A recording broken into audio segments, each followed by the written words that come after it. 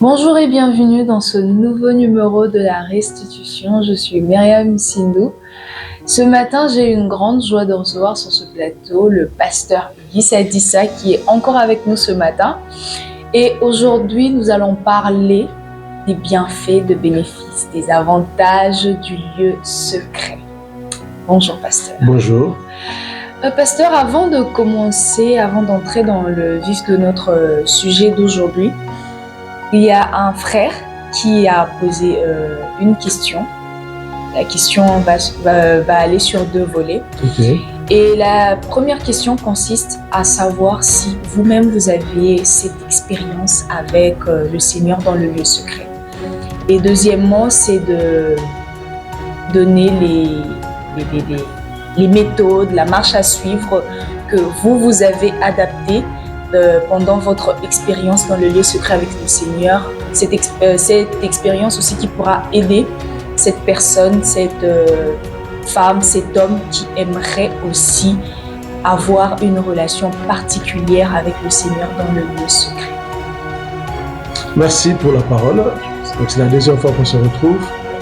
Déjà pour répondre à la première question, si j'ai moi-même une expérience sur ces thèmes, ces sujets, Oui. J'aimerais dire simplement qu'on a quand même un parcours. Ce parcours est évident. C'est le fruit qui démontre ces parcours. Il faut regarder une personne, non pas par ses dires, mais par les fruits qu'il porte, par la façon qu'il se comporte, par la manière qu'il dirige sa vie. Et vous remarquerez facilement si cette personne a une relation ou pas avec le Seigneur. C'est assez évident. Pour dire, nous sommes d'une génération, on a commencé avec le Seigneur depuis la jeunesse. Et c'est un apprentissage. J'avais dit la fois passée, ce n'est pas quelque chose qui arrive tout seul. C'est un apprentissage, il faut prendre du temps. C'est comme un enfant qui marche, il tâtonne, il tombe, il se relève. Donc c'est tout un apprentissage et je pourrais dire que j'ai appris effectivement à aller dans le secret, à écouter le Seigneur. Ce n'est pas évident, je dis bien que ce n'est pas évident. Même après des années, il faut vraiment avoir de la volonté et de la détermination. Voilà, j'espère. Ça, c'est la première question, il me semble. Oui. Il y a une deuxième question, c'était laquelle? La question était de savoir, de donner les méthodes ou la marche à suivre pour avoir une expérience ou une relation particulière avec le Seigneur dans le lieu secret. Bon, il faut dire qu'il n'y a pas de méthode en soi, parce que ce n'est pas des mathématiques. D'accord. C'est une relation. Une relation n'a pas de méthode.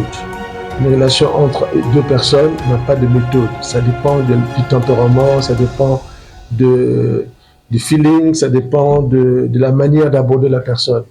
En ce qui me concerne, je pourrais, s'il faut aider quelqu'un dans cette démarche, lui dire simplement de commencer petit. Okay. C'est ce que j'avais dit la fois passée. Commencer à avoir du temps pour 5 minutes, 10 minutes, 20 minutes avec le Seigneur et se réserver un temps à un lieu, dans un premier temps. Et une fois qu'on a trouvé un temps à un lieu, il faudrait aussi adopter une démarche. La démarche est la plus simple aussi, c'est de commencer par l'adoration. On commence par l'adoration. L'adoration, pour certains, je dirais commencer à lire les psaumes. Il y a suffisamment de thèmes d'adoration dans les psaumes. Commencer par l'adoration à travers les livres de psaumes, il y en a plusieurs, et cheminer par l'écoute du Seigneur, rester un temps tranquille, écouter le Seigneur, écouter soi-même, son intérieur. C'est là où on se rend compte qu'il y a un péché caché qu'on doit confesser, c'est là où on se rend compte qu'il y a une amertume qu'on doit libérer, c'est là où on se rend compte qu'il y a des choses qui nous bloquent, qu'il faudra libérer. Et au fur et à mesure, vous êtes en train de gravir. Et à un moment donné, ça devient une habitude et ça devient évident. Ok. Voilà. Merci beaucoup, pasteur, pour cette réponse. Et j'espère énormément que cette réponse a pu faire du bien à quelqu'un. Eh bien, maintenant, pasteur, durant la semaine, vous nous avez parlé de l'importance, vous avez approfondi sur l'importance du lieu secret. Et là, nous avons vu les bénéfices, je dirais même les avantages que nous avons dans le lieu secret. Et comme nous l'avons lu dans le livre de Matthieu 6,6, mais quand tu pries, entre dans ta chambre, ferme ta porte et prie ton Père qui est là dans le lieu secret. Et ton Père qui voit dans le secret te le rendra. Effectivement. Et la question est de savoir qu'est-ce qui nous sera donné en bénéfice lorsque nous avons une relation particulière dans le lieu secret avec le Seigneur. Bon, là aussi, je rectifie un peu. Oui. C'est pas un jeu de loterie. Ok. C'est pas du gagnant-gagnant, on vient pour recevoir, non. On vient d'abord pour donner. On vient pour donner. Et même si, à l'évidence, on ne reçoit rien tout de suite, on sait que le Père est fidèle, il donnera. Donc, si quelqu'un vient avec l'objectif de recevoir une révélation, de recevoir une onction, de recevoir quelque chose à l'instant, il force un peu la démarche. Okay. Et le Père, il veut d'abord la relation. Il veut la personne. Avant de donner quoi que ce soit, c'est la personne qui cherche d'abord, le cœur de la personne. Et le Père veut aussi se révéler, montrer qui il est. Et le reste vient, effectivement. Déjà, c'est une rectification à faire. Ce n'est pas avec l'objectif de recevoir quelque chose. Là, ça force la démarche. Et s'il faut parler justement de ce que le Père rend, il rend des choses, on peut parler de la révélation. Okay. Donc le Père, il y a deux aspects. Le premier aspect, le Père se révèle. Il montre qui il est, parce que c'est un Père qu'on ne connaît pas, pour la plupart. Et j'avais dit que les Juifs priaient un Dieu puissant, grand, mais ils ne les connaissaient pas comme Père. Donc, il se révèle comme Père, et ça prend du temps. Ça prend du temps. Et deuxièmement, il te révèle toi, qui tu es. Donc, il y a double révélation. Il se révèle lui-même, et il te révèle toi, qui tu es. Les choses cachées que tu ne connais pas, qui sont en toi. Donc, il y a la révélation du Père et la révélation de ta personne. Dans ta personne, il y a ta vie, il y a ta famille, et même au-delà, il peut révéler ta nation. Des choses qui se passent dans ta nation, qui se passent dans ton entourage. Donc, c'est cette double révélation qui se produit en premier lieu lorsque nous entrons dans le lieu secret. Nous pouvons lire, c'est assez long, on va quand même lire une partie de Genèse 18. Okay. Genèse 18. On va voir l'histoire d'Abraham, qui est le père de la foi, et qui nous montre c'était une démarche à faire pour avoir cette révélation. Donc, je lis donc Genèse 18 à partir du premier verset, si on peut lire. Nous lisons au nom du Seigneur. L'Éternel lui apparut parmi les chênes de Mamré, comme il était assis à l'entrée de sa tente, pendant la chaleur du jour. Il leva les yeux et regarda, et voici 3 hommes étaient debout près de lui. Quand il le vit, il courut au-devant d'eux, depuis l'entrée de sa tente, et se prosterna à terre. Et il dit, « Seigneur, si je trouve grâce à tes yeux, ne passe point, je te prie, loin de ton serviteur. Permettez qu'on apporte un peu d'eau pour vous laver les pieds et vous reposez-vous sur cet arbre.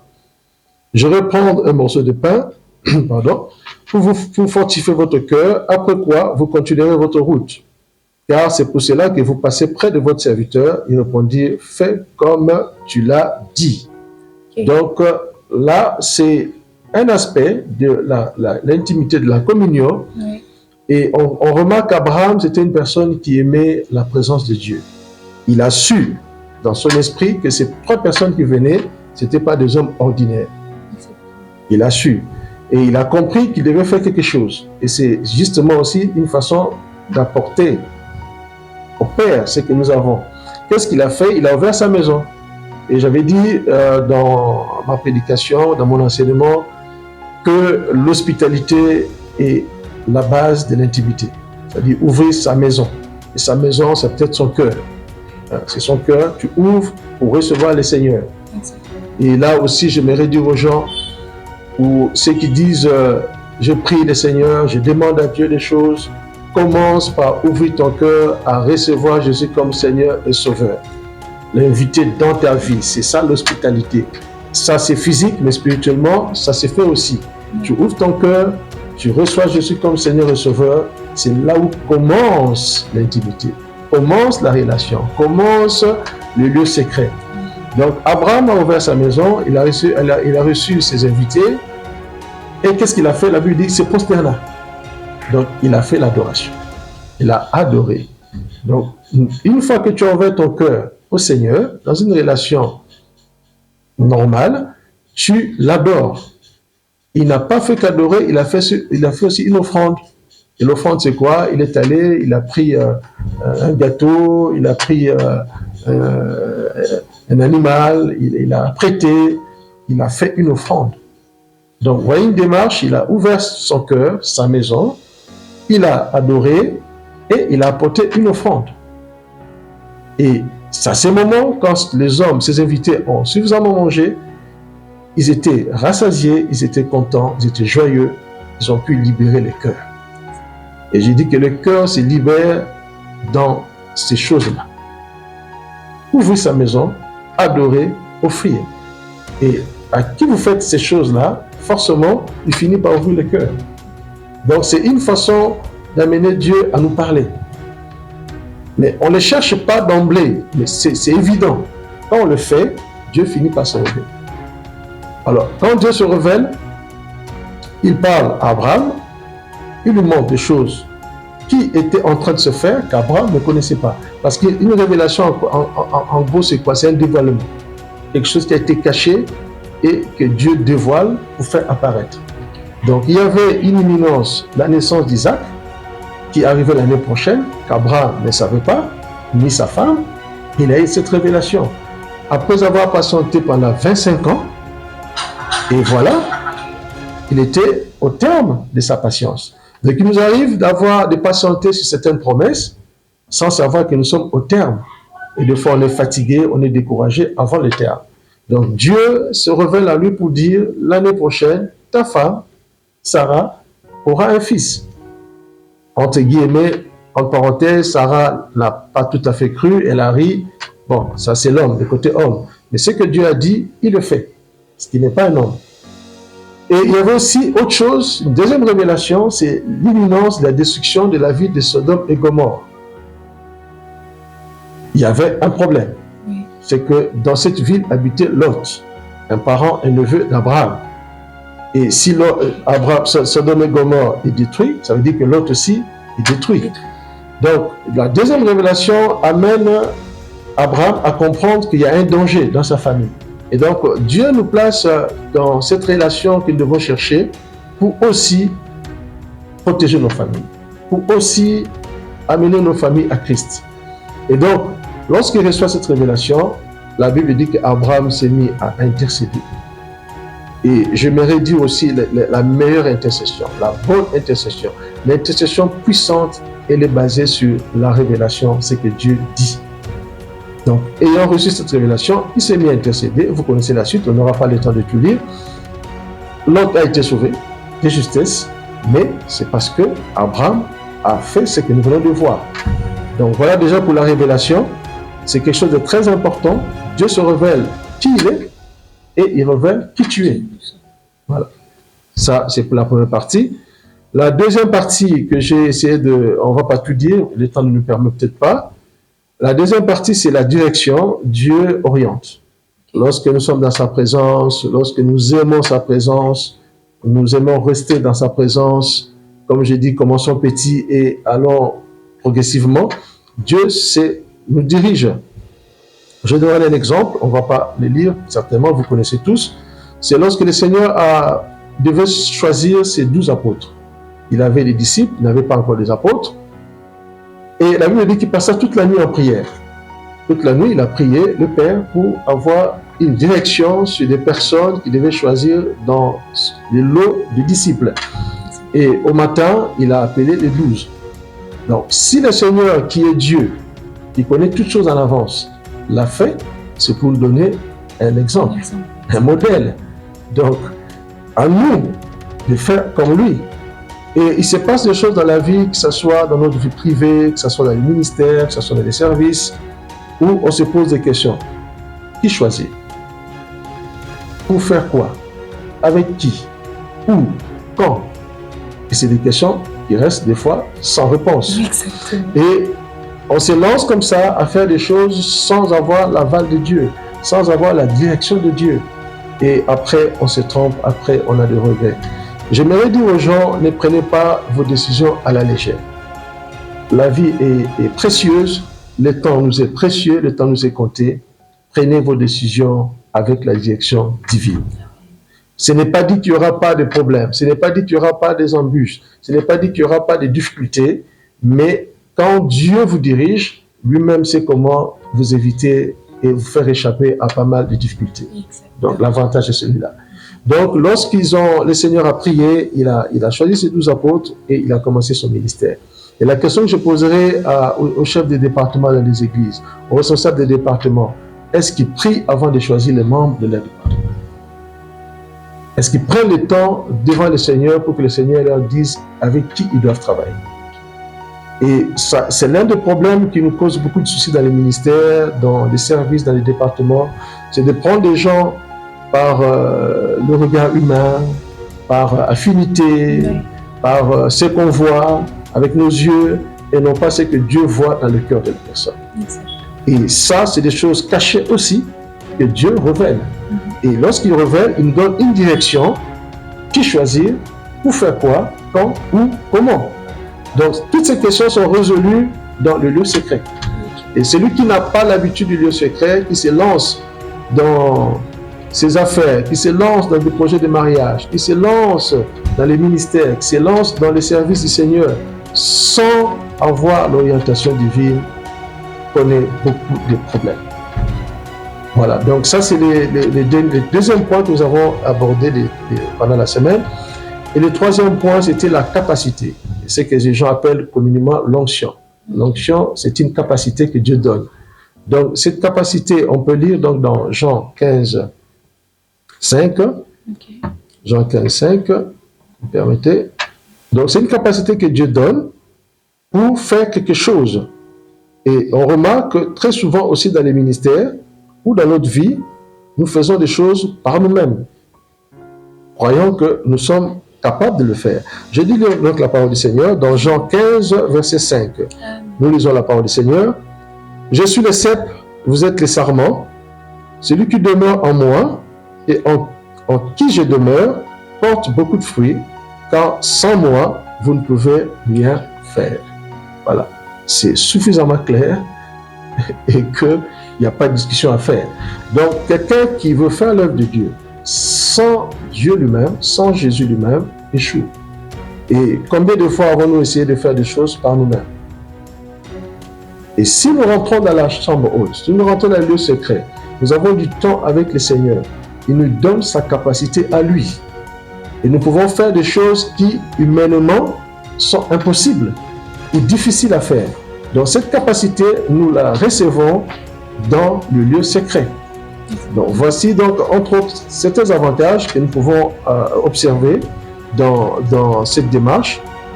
Et nous parlerons aussi du cep. Il dit, je suis le cep, vous êtes les sarments. Donc je suis le tronc, vous êtes des branches. Et une branche ne vit que du tronc, parce qu'il reçoit sa sève du tronc. Si on la détache, si on détache la branche du tronc, à un moment donné, j'avais expliqué, la branche portera-tu des fruits, portera-tu des feuilles vertes, mais au fil du temps, on va remarquer que les feuilles sont en train de s'assécher, de perdre de la couleur, et que les fruits sont en train de perdre l'éclat. Exactement. Parce que la raison est simple, il n'y a plus de sève. Donc c'est pour dire, on ne peut pas, dans le Seigneur, surtout dans le Seigneur, faire l'œuvre de Dieu sans Jésus lui-même. C'est son Église. C'est celui qui a enfanté l'Église. Et nous ne pouvons pas faire l'œuvre de Dieu sans Jésus. Malheureusement, c'est ce que nous faisons souvent. Nous nous lançons dans des projets, nous nous lançons dans des services, nous nous lançons dans des choses comptant sur nos dons, nos talents, nos charismes, sans repartir à la source et avoir la capacité d'avancer. Après, vous attendez, non, j'ai été déçu, j'ai été frustré, je ne peux plus continuer, j'ai quitté telle église, j'ai voulu faire ceci, on ne m'a pas compris, parce que tu as voulu faire les choses par toi-même.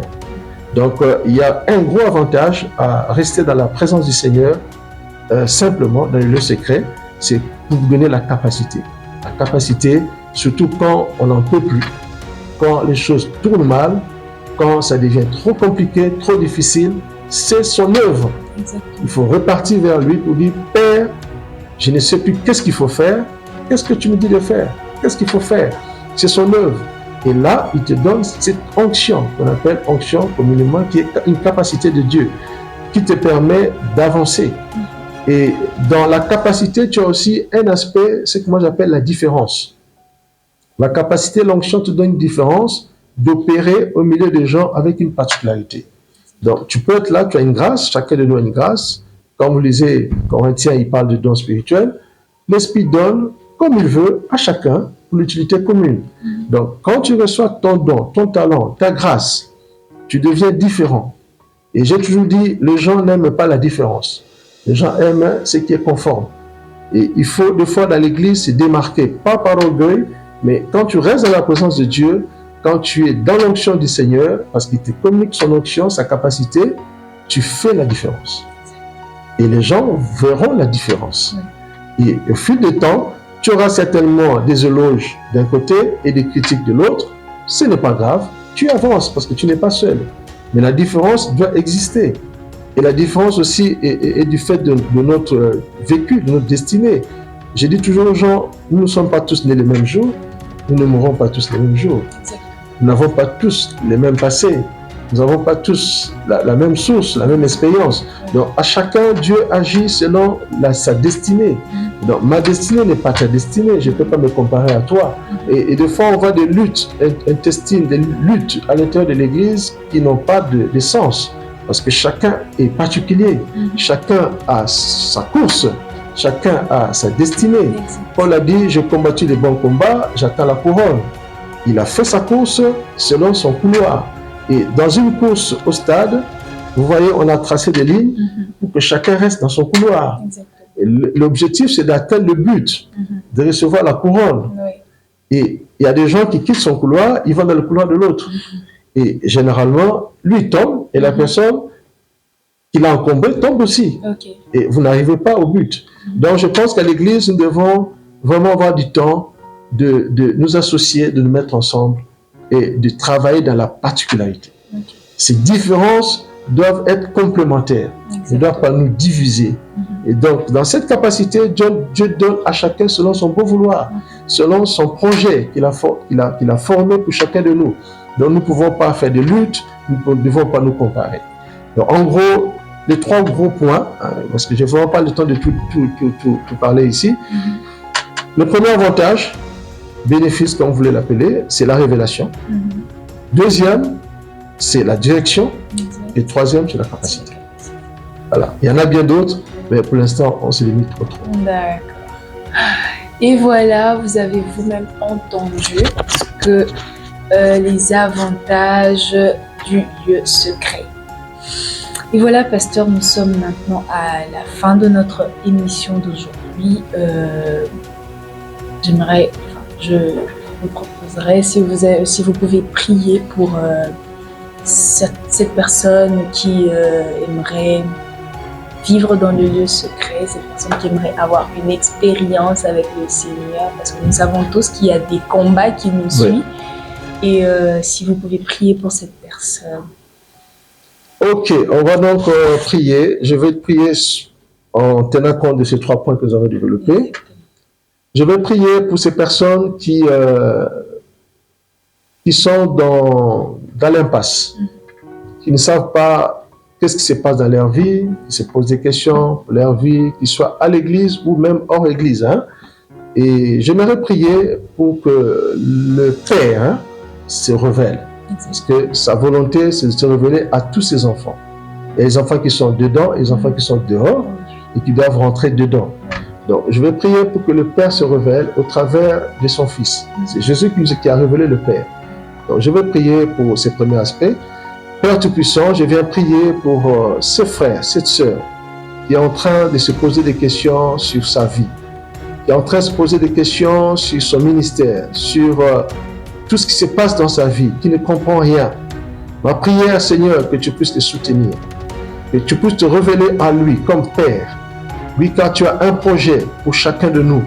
Je prie, Seigneur, dans nos doutes, dans nos inquiétudes, dans nos peurs, que tu te révèles à une personne qui est en manque, qui est dans le besoin, qui ne sait pas quoi faire. Révèle-toi, Seigneur. Mais au-delà, révèle à cette personne qui il est, ce que tu as déposé en lui, en cette personne, qui va lui permettre d'aller plus loin encore. Seigneur, ce n'est pas de la volonté d'un homme. Ce n'est pas de la volonté d'un homme. C'est ta volonté. Que tu te révèles à chacun de tes enfants. Je prie ce matin, Seigneur, que tu te révèles à ce frère qui est dans sa chambre, qui est en train de pleurer, qui est en train de gémir, qui ne sait pas comment sera son avenir. Je prie, Seigneur, que tu te révèles. Merci, Seigneur, parce que tu es le bon Père qui se révèle. Je prie aussi pour la direction, pour cette personne qui ne sait pas comment choisir, qui ne sait pas où aller, qui ne sait pas s'entourer. Et lorsqu'il s'entoure, c'est toujours des problèmes, des difficultés, parce qu'il fait de mauvais choix. Oh, de mauvais choix dans les fiançailles, de mauvais choix, oh Seigneur, dans les services à l'église, de mauvais choix dans le lieu de travail. Je prie, Seigneur, que tu lui donnes la direction. Oui, car tu es le Dieu qui donne la direction. La Bible dit que lorsqu'ils étaient dans le désert, ils marchaient selon la nuée et la colonne de feu. Seigneur, tu n'as pas changé, tu es le même. Je prie pour ce frère, cette sœur, qui est dans la difficulté de faire un choix, qui ne sait pas comment faire le choix, qui ne sait pas qui choisir, qui ne sait pas quelle est sa mission, qui ne connaît pas sa destinée. Je prie, Seigneur, que tu orientes, que tu diriges ce frère. Oh, je prie aussi pour ceux qui sont en manque de capacité, qui se sous-estiment, qui sont en train de ramper, qui ont abandonné, certains ont abandonné les services, d'autres ont abandonné l'œuvre, le ministère, d'autres ont abandonné un travail, d'autres ont abandonné un projet de mariage, un projet de voyage. Seigneur, la capacité vient de toi. Tu as dit, sans toi, nous ne pouvons rien faire. Je prie, Seigneur, que ce frère reçoive cette onction, cette capacité qui va lui permettre d'aller au-delà, Merci, Seigneur. Et en dernier lieu, je vais prier pour ceux-là qui sont en dehors, qui n'ont pas encore de relation avec le Père, qui ne connaissent pas encore Jésus comme Seigneur et Sauveur. Nous avons vu comment Abraham a ouvert sa maison pour recevoir ces étrangers qui pour les yeux des hommes étaient des étrangers, mais qui dans le monde spirituel, c'était le Père lui-même qui était venu pour le rendre visite. Je prie, Seigneur, que le cœur de cet homme s'ouvre, que le cœur de cette femme s'ouvre, afin qu'il te reçoive comme Seigneur et Sauveur. Oh, Abraham a ouvert sa maison, et notre maison, c'est notre cœur. Je prie que le cœur de ce frère s'ouvre. Je prie que le cœur de cet homme, de cette femme s'ouvre. Là où tu te trouves, tu te dis par où commencer, dans quelle église il faut partir, comment prier Dieu dans ma situation, dans ma condition. J'aimerais te dire, commence par ouvrir ton cœur dans le lieu secret, dans ta chambre, dans ta maison, là où tu es. Ouvre ton cœur et dis, Seigneur, je veux faire comme Abraham, simplement te recevoir. Le reste que tu fasses. Et lorsque tu auras ouvert ton cœur, tu le verras. Parce qu'il a dit, je suis à la porte, je frappe. Quiconque ouvre, j'entrerai, je souperai avec lui. Abraham a obéi et il a eu de grandes bénédictions. Je veux que tu ouvres ton cœur. Je veux que tu ouvres ton cœur. Si tu ne sais pas comment le faire, nous allons prier ensemble avec moi. Tu vas répéter ces paroles qui sont assez simples, mais qui sont d'une grande profondeur, qui vont t'aider à ouvrir ton cœur et à recevoir Jésus dans ta maison. Dans ta maison. Père Tout-Puissant, répète avec moi. Père Tout-Puissant, j'ai écouté cette exhortation. Je veux faire comme Abraham. Je veux ouvrir ma maison. Ma maison, c'est mon cœur. Entre dans ma maison. Je veux t'offrir un repas. Je veux t'offrir un repas qui est mon adoration. Seigneur, j'ouvre ma maison. Je veux que tu rentres et que tu transformes ma vie. Je me donne à toi. Je te reçois comme Seigneur et Sauveur de ma vie. Seigneur, transforme ma vie. Transforme ma vie, je le crois, au nom de Jésus-Christ. Amen. Amen. Que Dieu vous bénisse. Je salue en passant l'église de Pointe-Noire, d'où je viens, de Vidoulou, de Siafoumou, de Mpaka, c'est des gens qui connaissent. Je salue l'église de Brazzaville, l'apôtre Clément et toutes les églises qui sont à Brazzaville. Je salue toutes les églises qui sont à Kinshasa, l'église du Plein Évangile, notre père, le pasteur Chibambé, ainsi que tous ceux qui sont autour de lui. Et je salue aussi les frères qui sont ici à Kinshasa et au travers le monde. Que Dieu vous bénisse. Amen, amen, amen. Nous voilà à la fin de notre émission d'aujourd'hui. Je dis un très grand merci à nos partenaires qui ne cessent de nous soutenir et aussi à ceux-là qui se tiennent derrière la caméra pour l'évolution de ce travail. Je nous dis à très bientôt pour un prochain numéro de la restitution. Que le Seigneur vous bénisse abondamment.